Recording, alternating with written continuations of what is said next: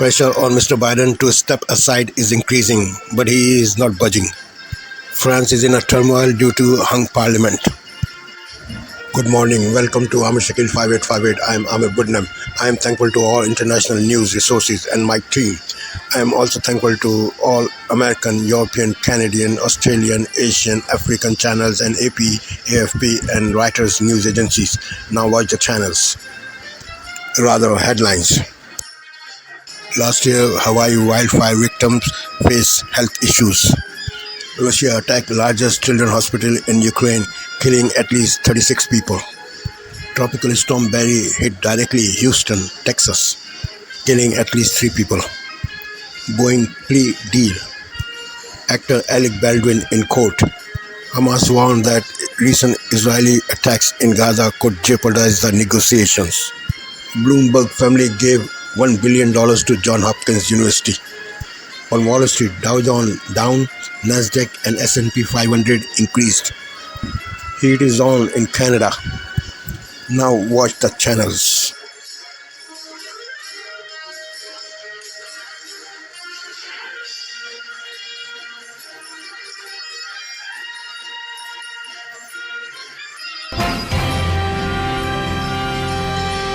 Good evening. I'm Jeff Bennett. Amna Nawaz is away. On the NewsHour tonight, President Biden pushes back on congressional Democrats, calling for him to step aside, telling them it's time for the speculation to end. France faces potential political paralysis as no party wins a majority in a second round of elections. And nearly a year after Hawaii's deadly and devastating wildfires, many Maui residents face persistent health issues. We already knew that populations that experience health disparities would be more vulnerable to these disasters, and the trauma that follows just further widens inequities.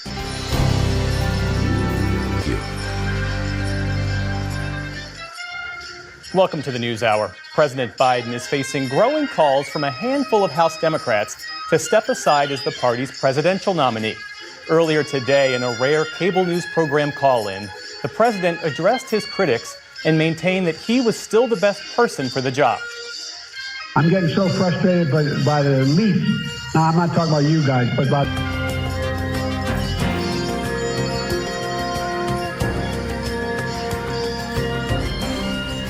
In the day's other headlines, Ukrainian officials say at least 31 people are dead and more than 150 others were injured after a barrage of Russian missiles hit several cities. One strike partially destroyed a major children's hospital in the capital city of Kyiv. Stephanie Tsai has the story. Brick by brick, medical staff and volunteers formed human chains to clear the wreckage of the Okhmadiet Children's Hospital in Kyiv. Mayor Vitaly Klitschko said it was one of the worst attacks on Ukraine's capital yet. There are people under the rubble. There may be children among them. With the oncology department left in ruins, cancer patients slowly moved towards safety, their IV bags rolling with them. Air raid alarms forced patients from their hospital beds and down to the basement. Ina Beretsnitska rushed her daughter to shelter after the first explosion. I could not think that such a... Also today, Hurricane Beryl has been downgraded to a tropical storm, but not before landing a direct hit on the Texas Gulf Coast as a Category 1 storm. Heavy rains and powerful winds knocked out power to more than 2 million Texas homes and businesses. Harris County officials have reported at least 2 deaths in the greater Houston area. First responders rescued stranded residents, including this man who had been stuck on the roof of his truck in rushing waters. Houston's mayor and emergency response officials urged residents to stay at home. Help us help you. By staying in place, sheltering in place, you will assist the community because we need our resources addressing the most severe situations. Texas officials say power outages can't be fixed until the winds die down, and the National Hurricane Center has warned of more flash flooding as Beryl pushes inland. Family members of Boeing plane crash victims say they are outraged today after the Justice Department said the plane maker had agreed to a plea deal to avoid a criminal trial.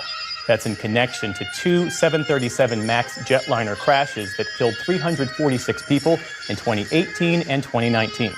An attorney for several victims' families said that, quote, Through crafty lawyering between Boeing and DOJ, the deadly consequences of Boeing's crime are being hidden. A federal judge still has to approve the deal. It requires Boeing to pay a $243.6 million fine after paying the same amount in a 2021 settlement. A judge in New Mexico has ruled that Alec Baldwin's role as a co-producer of the film Rust is not relevant to his trial over a fatal on-set shooting back in 2021. The decision is a win for his defense team as it limits the evidence that can be used against him.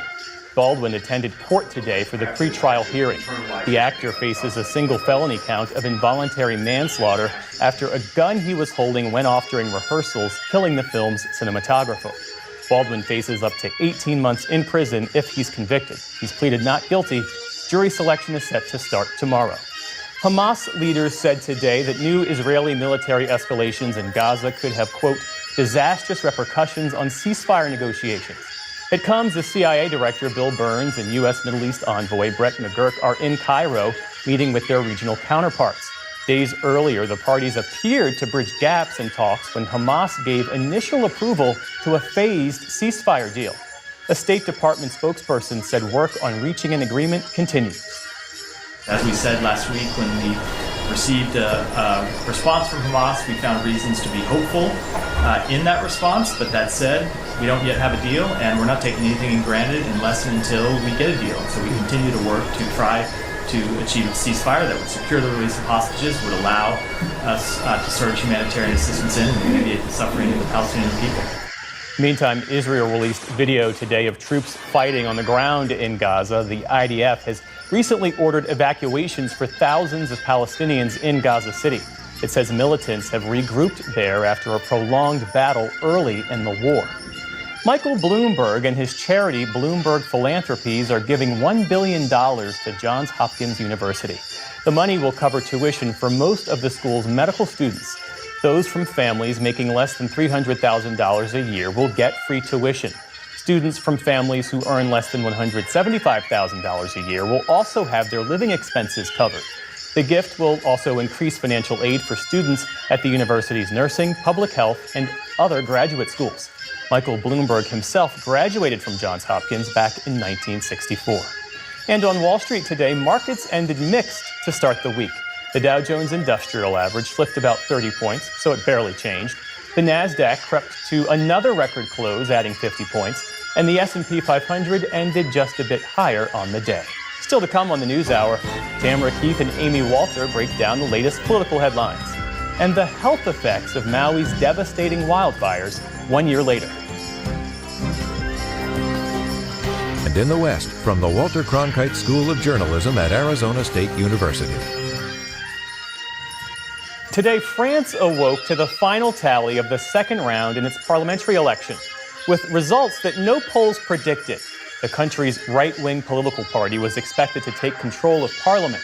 Instead, a left-wing coalition won the largest number of seats, but not enough to govern, leaving the country in unprecedented deadlock. Here's Nick Schifrin.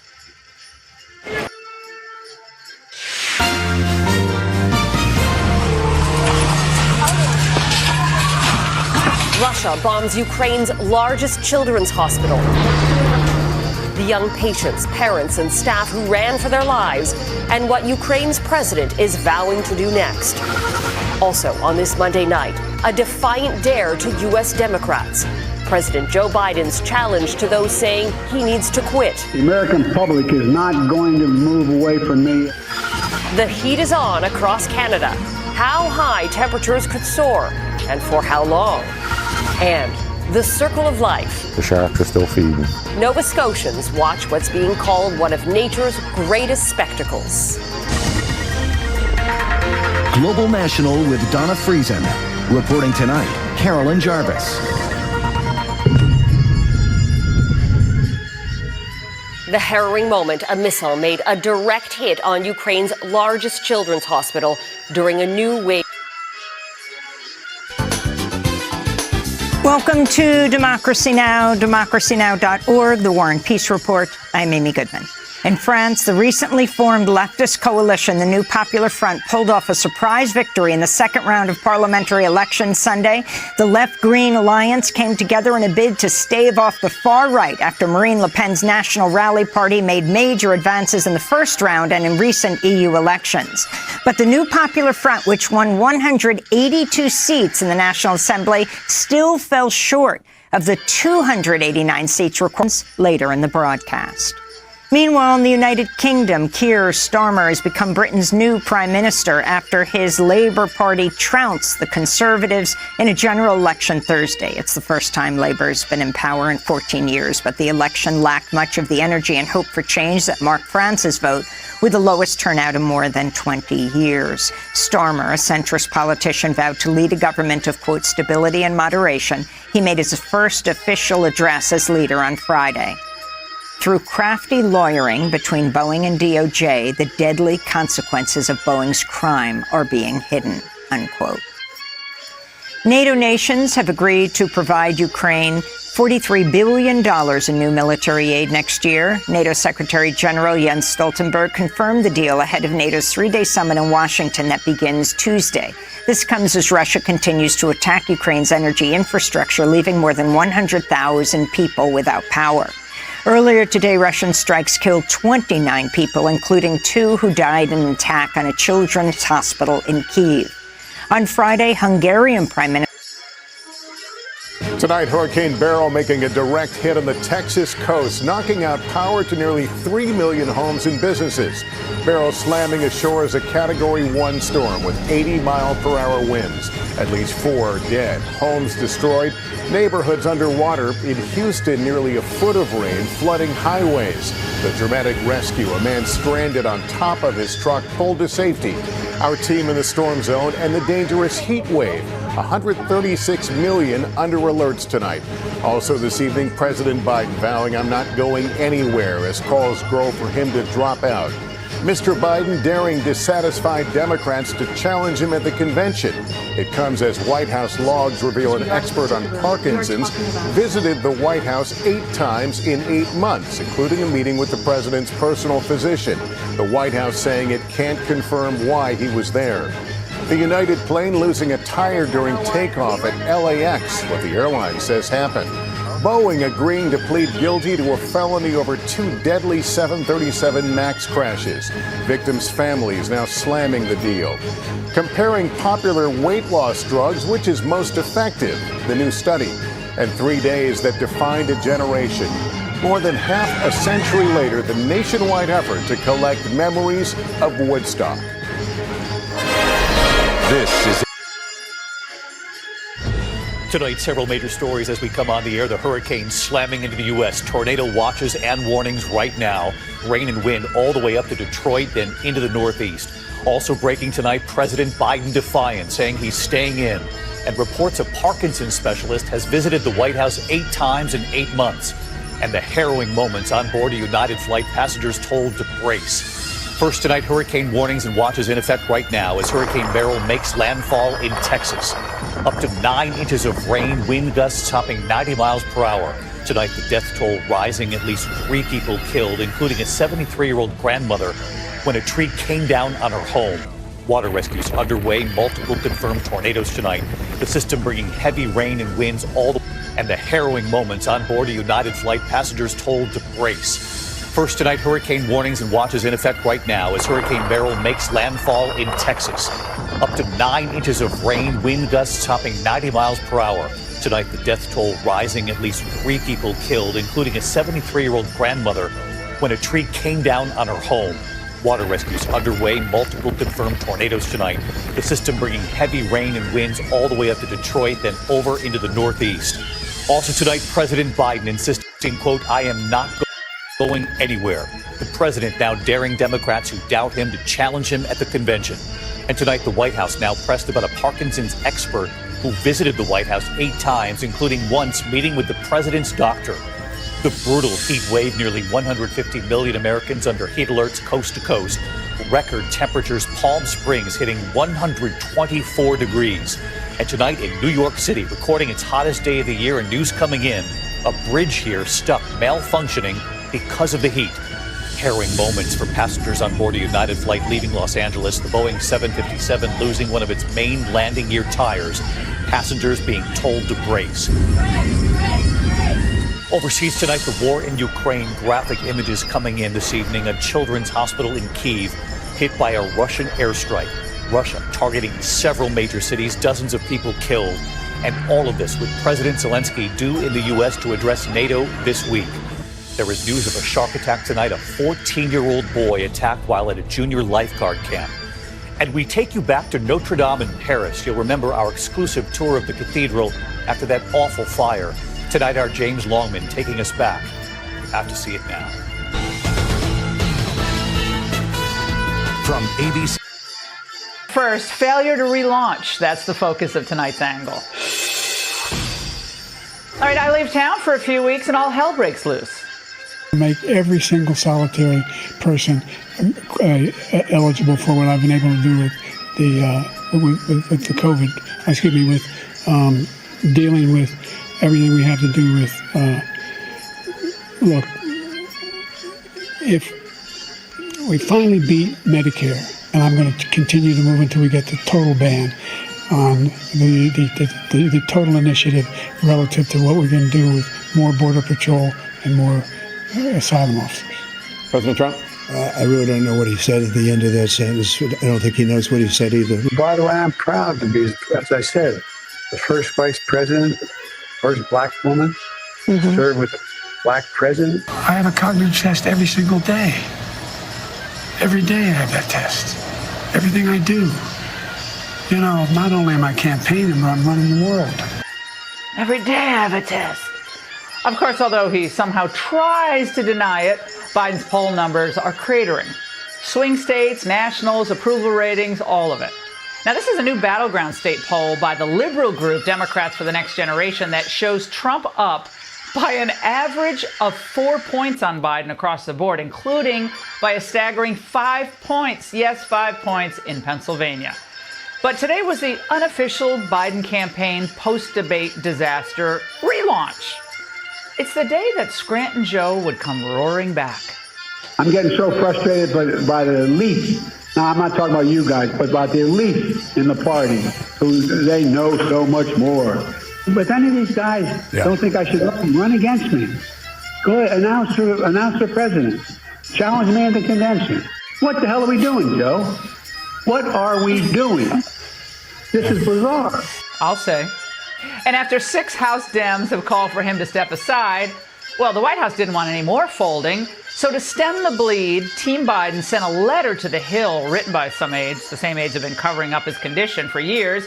And the letter said, despite all the speculation in the press and elsewhere, I'm firmly committed to staying in this race, to running this race to the end, and to beating Donald Trump. And finally, Biden had a call with a handpicked group of big donors where he said, we can't waste any more time being distracted. I have one job, and that's to beat Donald Trump. I'm absolutely certain I'm the best person to.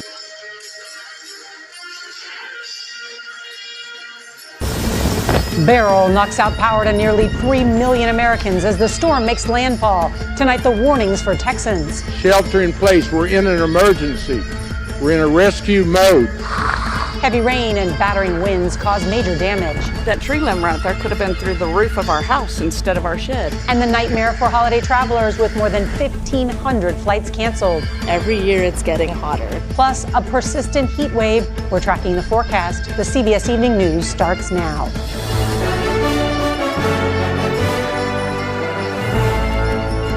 We are coming on the air with a number of developing stories across the U.S., notably the dangerous weather and scorching heat in much of the country. Good evening. I'm Norah O'Donnell, and thank you for being with us.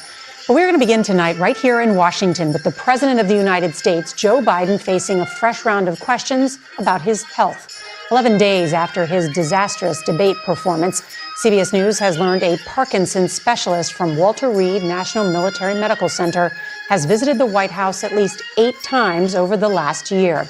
Tonight, the president's press secretary saying Biden is not being treated for Parkinson's. This is a critical week for the 81-year-old president, with dozens of world leaders in the nation's capital for a high-stakes summit, NATO summit. House Democrats will meet tomorrow and discuss Biden's future as the Democratic nominee. CBS's Ed O'Keefe is at the White House with new reporting. The White House today facing... Everyone should be included. AMI is inclusion.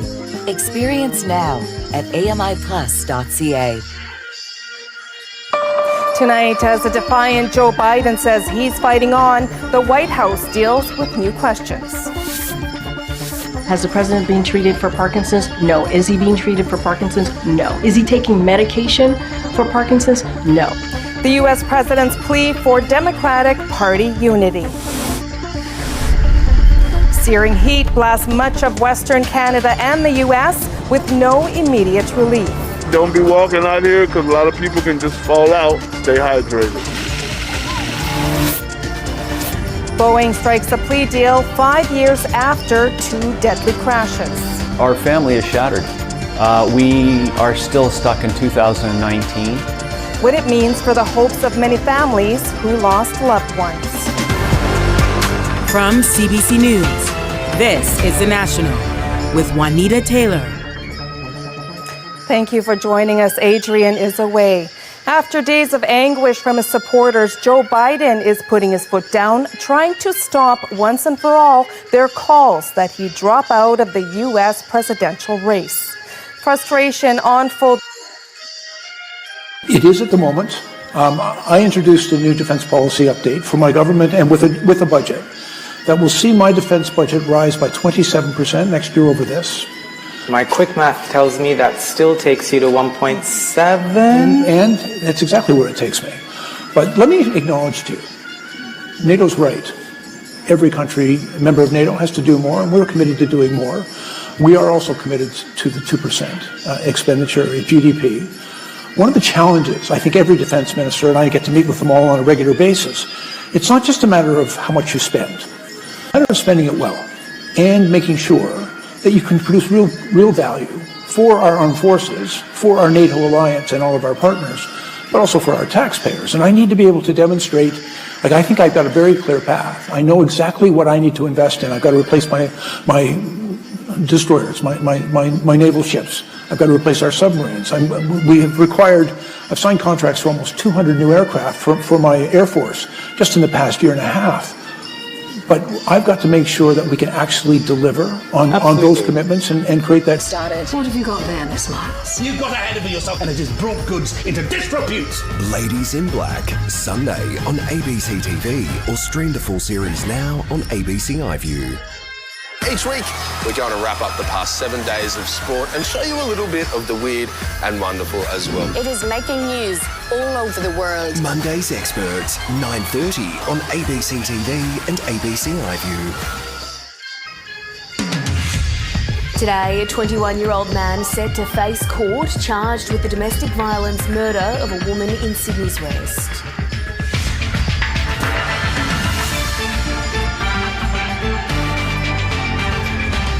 Also ahead, dozens killed by missile strikes in Ukraine as Russia denies targeting a children's hospital. The Prime Minister appoints a dedicated anti-Semitism envoy in response to a spike of attacks against Jewish people in Australia. And Alice Springs community leaders call for accountability and long-term solutions amid a snap curfew.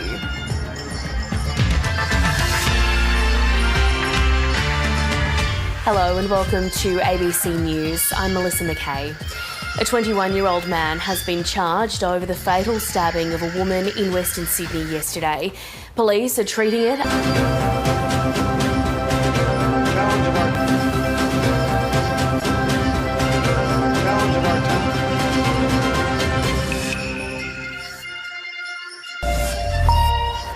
Welcome back to the France 24 newsroom. This is Night Watch and these are our main stories this hour. The French president refuses Prime Minister Gabriel Attal's resignation after snap elections produced a hung parliament and saw Emmanuel Macron's centrist alliance lose its majority.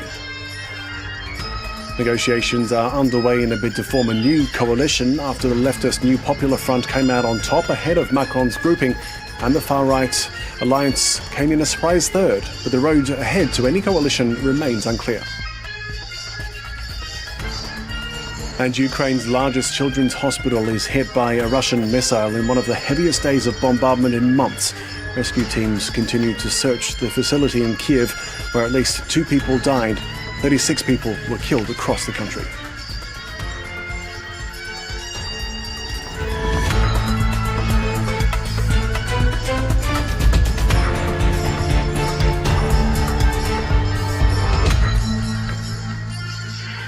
Welcome back. We start here in France, where negotiations have begun in a bid to form a coalition after Sunday's second-round legislative election, which delivered a hung parliament. The National Assembly is divided into 3 distinct blocs now. The leftist New Popular Front leads the way with 182 seats, ahead of President Emmanuel Macron's centrist alliance in a surprise second. And then the biggest surprise of the night, the far-right alliance in third. Marine Le Pen's national rally had earlier been predicted to come out on top. It remains, however, a historic performance for the far-right with 143 seats in the 577-seat lower chamber.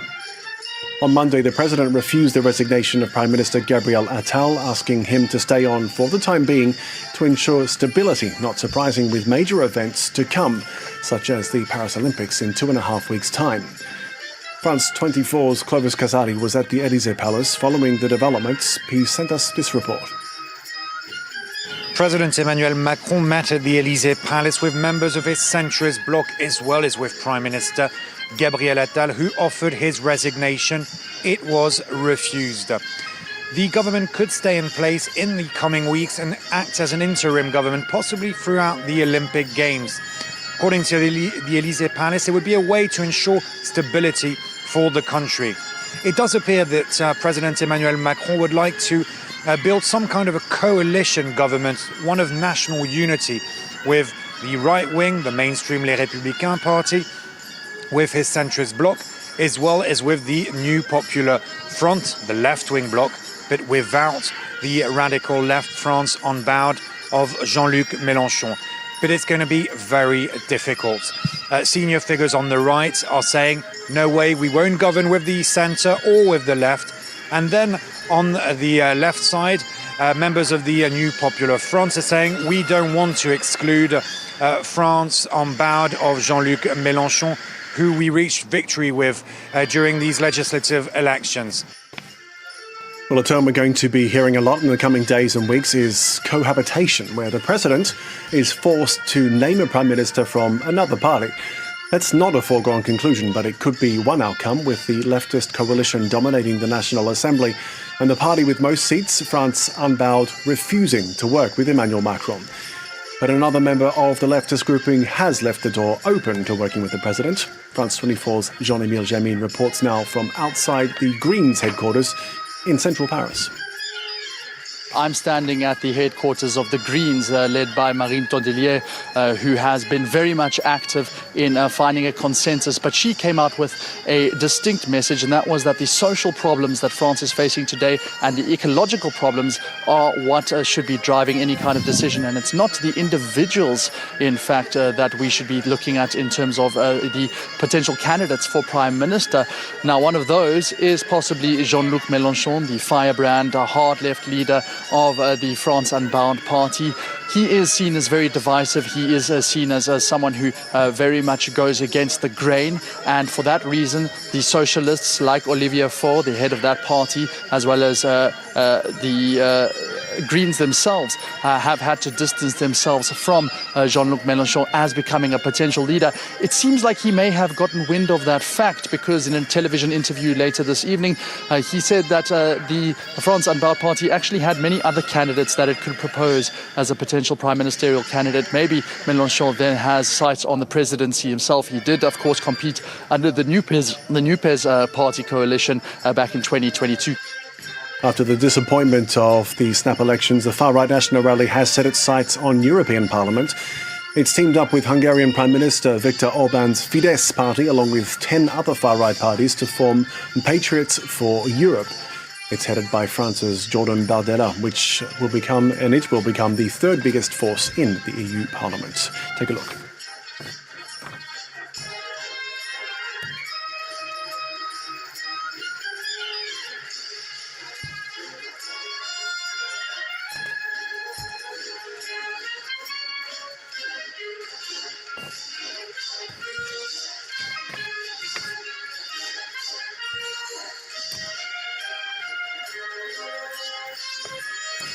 Well, we're having a bit of difficulty bringing you that soundbite. Let's move on to other world news now, because Ukraine's largest children's hospital has been struck by a Russian missile in one of the heaviest days of bombardment in months. Biological specialists, but only as part of his annual physical checkups. Next, Brazil has implemented a long-awaited free trade agreement with the Palestinian Authority. The deal was ratified last Friday after being originally signed more than a decade ago by the PA and the Mercosur bloc, which also includes Argentina, Paraguay and Uruguay. Speaking at the 64th Mercosur summit in Paraguay, Brazil's President Luis Inácio Lula da Silva said he regretted the deal came in the context of war. Palestinian ambassador to Brasilia, Ibrahim Al-Zeben, called the decision courageous, supportive and timely, and an effective way to support peace in Palestine. We are proud to be the first country in the bloc to ratify the free trade agreement with Palestine. But I cannot help but regret that this occurs in a context in which the Palestinian people are suffering as a result of a completely irrational war. Storm Beryl has weakened to a tropical depression as it sweeps across the U.S. state of Texas, bringing high winds and rains after it hit the coast as a Category 1 hurricane. At least 4 people have been killed so far, all in the Houston area, with highways flooded, hundreds of flights cancelled and power knocked out to millions of homes and businesses. The season's earliest Category 5 hurricane on record killed at least 11 people as it tore through Mexico and the Caribbean.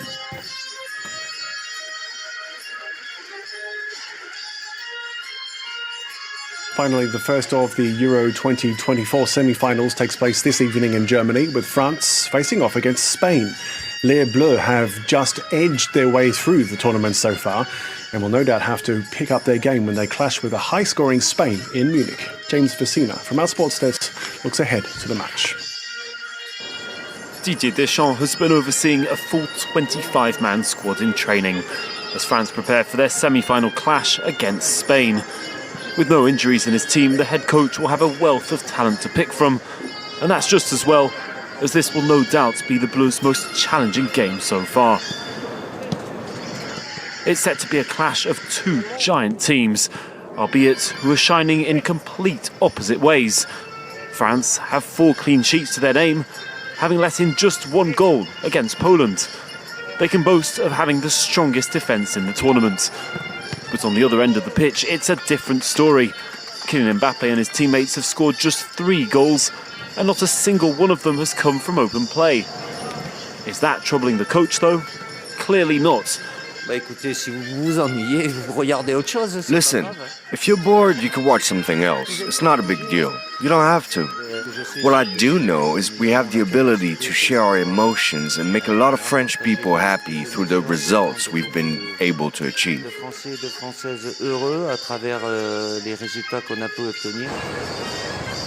But the Blue will need to consolidate their defensive forces against a Spanish side that scored 11 goals with 8 different goal scorers. Whether Spain stay on the front foot might not be entirely up to them, though, as they focus on keeping Kylian Mbappe at bay. We'll have to be very focused, especially when we're attacking, and always be watching them. They have very quick players up front, and they'll want to take advantage of that. I think the game will revolve around being very focused for 90 minutes or however long it lasts.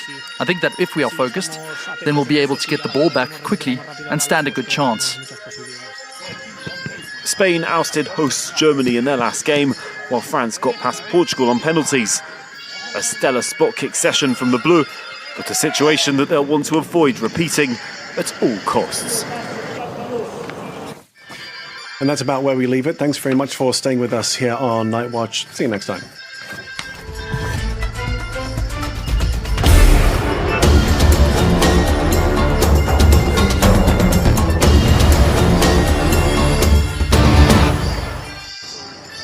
All was ready in Rwanda to welcome deported asylum seekers from the UK, but the downfall of the Conservative Party at the latest election makes it impossible for the flights to leave this month. The Conservatives presented the deal as a significant deterrent so that people would stop crossing the English Channel to reach the UK. The new Labour PM said it never was.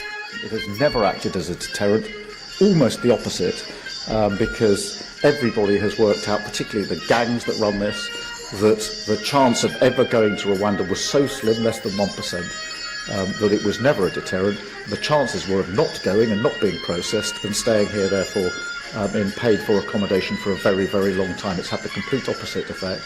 And I'm not prepared to continue with gimmicks that don't act as a deterrent. The Rwanda plan provided that the asylum applications of some migrants crossing the English Channel would be processed in Rwanda. The UK government spending watchdog revealed in March that up to $190,000 would be paid for each person sent to the Eastern African nation over a 5-year period. This Rwandan consultant regrets the ditching of the plan. All we know is that because we were once refugees ourselves, we are happy to, we cannot mistreat refugees. I was born in exile. My mother and my father were born in exile. Our president today was raised in exile. He left when he was 4 or 5. Most of the people, there are hardly any Rwandan intelligentsia or people who have not experienced exile. So this is an issue that is close to our heart. Had the application of migrants deported to Rwanda been unsuccessful, they could have settled there. About 29,000 people crossed the English Channel last year. Members of Haiti's Transitional Council marked the 3rd anniversary of the assassination of President Jovenel Moïse. Prime Minister Gary Conille and members of the council attended a memorial event for Moïse. He was shot when gunmen invaded his home in Port-au-Prince, killing him and wounding his wife on the 7th of July 2021. Since the assassination, the country became much more vulnerable. After the death of President Jovenel Moïse, the country has experienced a surge in gang violence.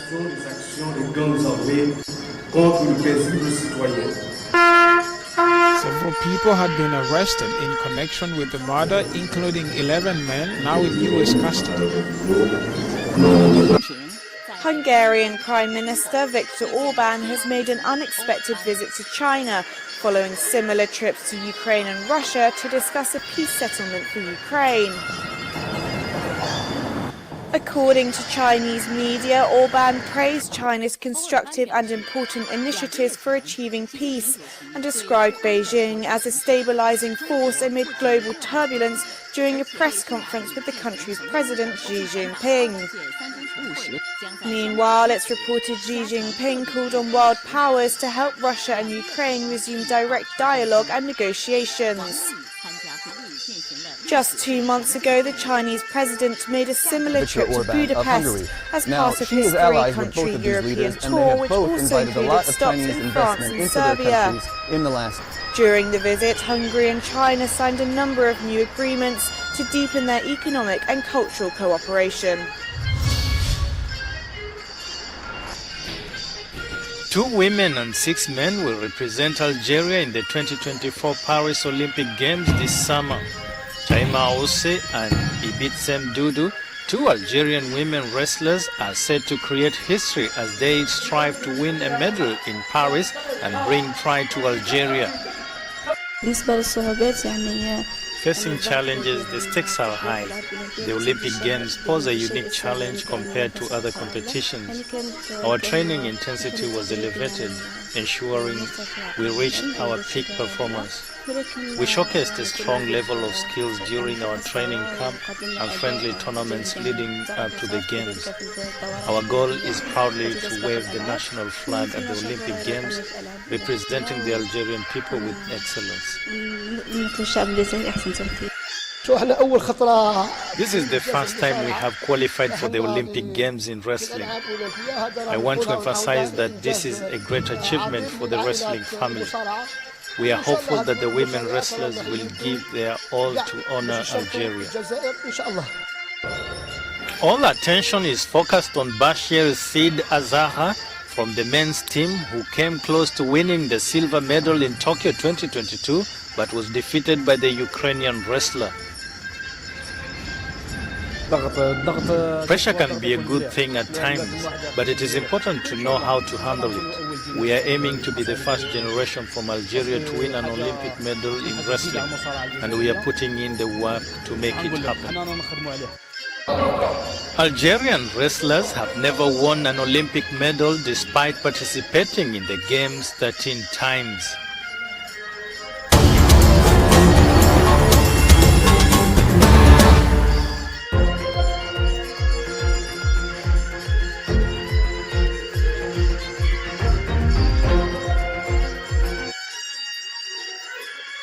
Jewelry. This is Asia Now. Good morning. It is 11 a.m. in Singapore and Hong Kong, 8:30 in New Delhi, 10 o'clock in Jakarta. I'm Yasmin Yonkers at this hour. Kiev's biggest children's hospital hit by one of many Russian missiles that rained across Ukraine. Western and UN leaders condemned the missile barrage that left more than 40 dead. Search and rescue efforts are ongoing as a NATO summit in Washington, D.C. is about to get underway, where leaders gather not just to mark 75 years of the security alliance, but also pledge to supply Ukraine weapons for at least another year. NATO is also looking to expand partnership in the Indo-Pacific region. India's Prime Minister Narendra Modi resisting Western calls to distance himself from Russia by holding formal talks later today with NATO adversary Vladimir Putin in Moscow.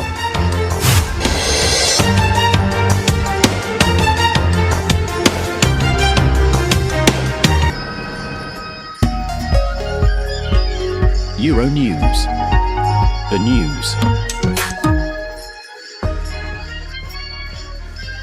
European ambassadors to meet on Wednesday after Viktor Orban visits Russia and China.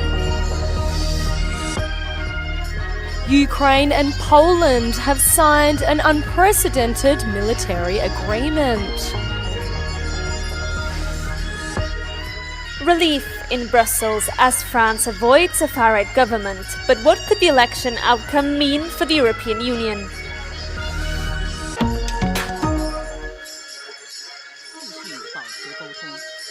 Hungarian Prime Minister Viktor Orban has arrived in Beijing on Monday in a surprise visit. His trip follows an unexpected visit to Russia last week, where he proposed that Ukraine should consider agreeing to...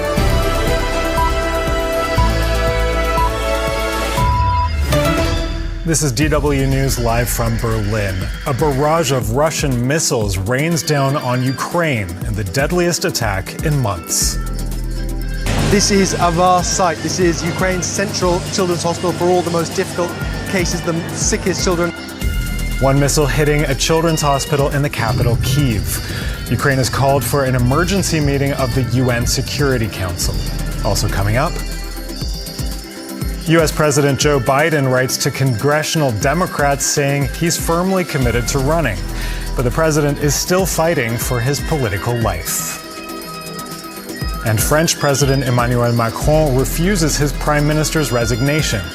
Gabriel Attal had offered to step down after a leftist alliance beat President Macron's centrist alliance in parliamentary elections.